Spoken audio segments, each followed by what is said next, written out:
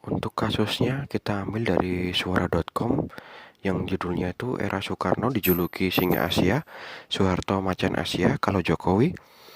Di tengah kondisi perekonomian saat ini, pemerintah Presiden Joko Widodo disarankan perlu hati-hati dalam spending money atau menggunakan uang, jangan wasting money atau membuang anggaran. Dalam webinar yang diselenggarakan Lembaga Political dan Public Policy Studies bertema Indonesia di Jurang Krisis Ekonomi, Sabtu tanggal 22 bulan 8 2020, Direktur Eksekutif Political dan Public Policy Studies Jerry Messi mengingatkan pemerintah supaya jangan sampai dalam mengeluarkan anggaran terjadi di Windows dressing. Jerry juga mengatakan saat ini sudah 12 negara yang masuk di jurang krisis, termasuk negara tetangga Indonesia seperti Thailand, Singapura, Malaysia, dan Filipina. Dengan kondisi pertumbuhan ekonomi minus 5,32%, menurut Jerry, Indonesia hampir ikut masuk ke jurang krisis. Itu sebabnya menurut dia, untuk menyelamatkan perekonomian diperlukan orang-orang hebat dalam tim ekonomi Jokowi.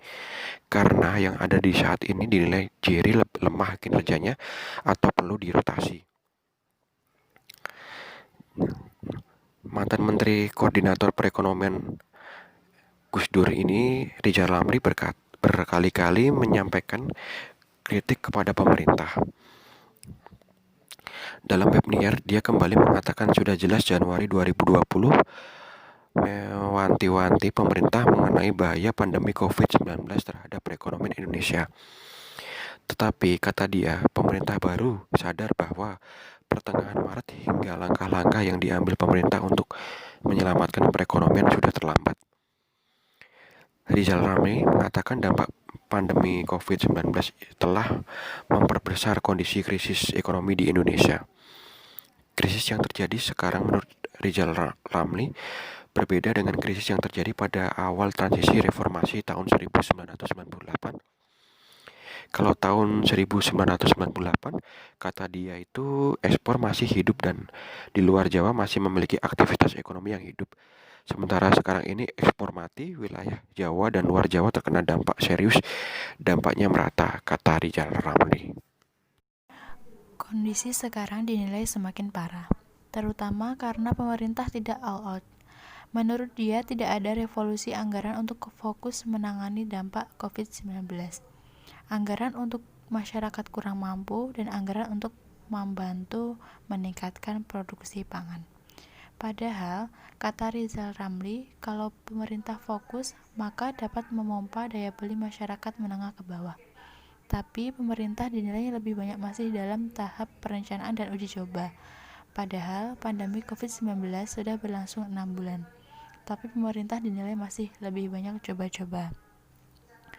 Ekonom Universitas Gadjah Mada Gunawan Sumodiningrat memberikan masukan kepada pemerintah untuk bisa keluar dari masalah ekonomi sekarang ini. Harus kembali ke jati diri bangsa, yaitu membangun dari desa, membangun dari bawah, mulai dari usaha mikro, BUMDes. Menurut dia, saat ini sangat penting untuk melakukan pemberdayaan ekonomi rakyat atau masyarakat ekonomi kelas menengah ke bawah. Itu tadi kasus yang kita ambil mengenai perekonomian di Indonesia. Lalu saran dari kelompok kami yaitu sebaiknya pemerintah lebih memperhatikan mana yang lebih dibutuhkan oleh negara Indonesia pada saat ini atau memprioritaskan kesejahteraan bersama. Karena selama ini pemerintah seperti membuang anggaran yang mungkin bisa ditunda atau bahkan mungkin tidak perlu, mengingat keadaan perekonomian Indonesia mencapai minus 5,32%. Lalu merangkul masyarakat untuk bersama-sama menaikkan laju pertumbuhan perekonomian Indonesia.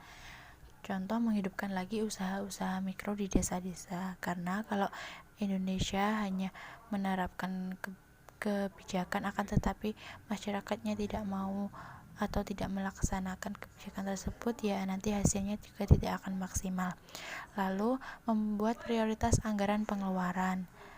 Karena selama ini kan mungkin contohnya seperti BLT itu mungkin kurang efektif karena yang harusnya untuk membantu masyarakat yang terkena dampak negatif dari COVID, akan tetapi tidak tepat sasaran karena banyak yang malah digunakan untuk membeli emas ataupun malah diterima oleh orang yang tidak tepat, lalu mengurangi kegiatan yang bisa ditunda atau tidak mendesak. Lalu untuk mengenai menghidupkan lagi usaha-usaha mikro itu di Kabupaten Bantul ini sudah baik karena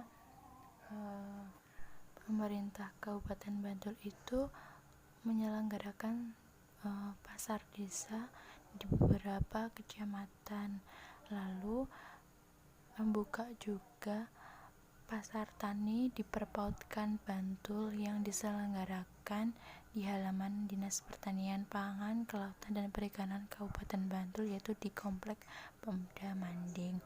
Nah, itu tujuannya untuk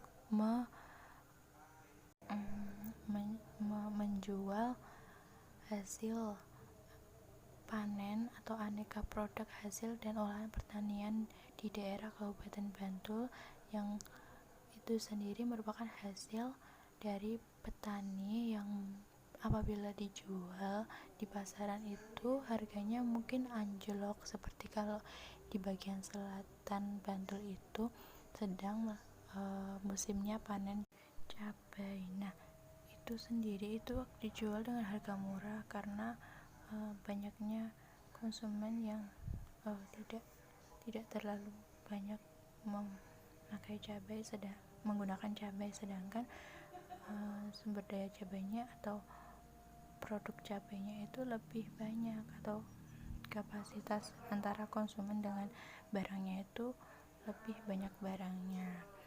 Nah, itu membuat sekarang cabai itu menjadi murah. Nah, tujuannya diselenggarakan ini itu agar para petani tidak rugi. Lalu selain itu pemerintah Kabupaten Bantul juga mengajak usaha-usaha mikro untuk bangkit lagi. Mungkin itu kasus dari kelompok kami dan presentasi dari kelompok kami.